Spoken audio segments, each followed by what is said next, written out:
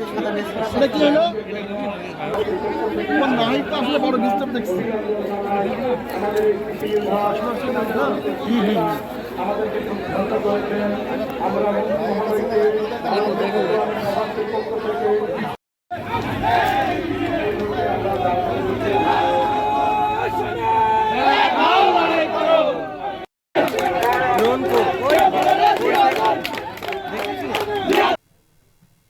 আপনারা অনেকেই প্রেসিডেন্ট জিয়া রহমানকে দেখেছেন, অনেকেই দেখেন নাই।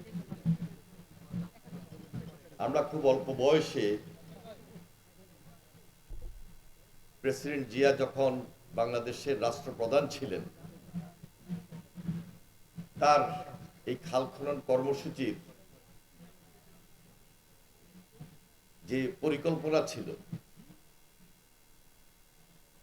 সেই পরিকল্পনার অংশ হিসাবে তার নেতৃত্বে খাল খনন কর্মসূচিতে আমরা অংশগ্রহণ করেছিলাম বলেই পরবর্তীতে রাজনৈতিক জীবনে তার রাজনৈতিক মতাদর্শ, তার রাজনৈতিক দর্শনকে আঁকড়ে ধরে রেখেই ছাত্র রাজনীতি করেছে।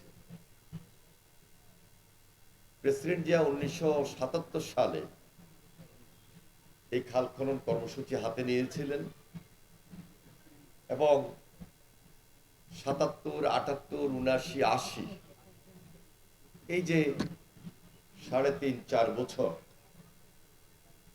তিনি এই কর্মসূচিটাকে বাংলাদেশের শুধু রাজনীতিতে নয়, সাধারণ মানুষের কাছে খুব জনপ্রিয়তার শীর্ষে নিয়ে গিয়েছিল। এবং এই খাল খনন কর্মসূচির মাধ্যমে সাধারণ মানুষ কি উপকার পাচ্ছেন,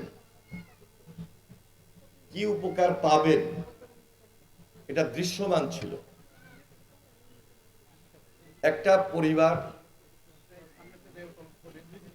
আত্মনির্ভরশীল হওয়া, একটা ব্যক্তি আত্মনির্ভরশীল হওয়া, একটা দেশ প্রকারান্তে স্বনির্ভর হওয়া, একটা সামাজিক বিপ্লব, সামাজিক আন্দোলন তিনি তৈরি করেছিলেন খাল খনন কর্মসূচির মাধ্যমে।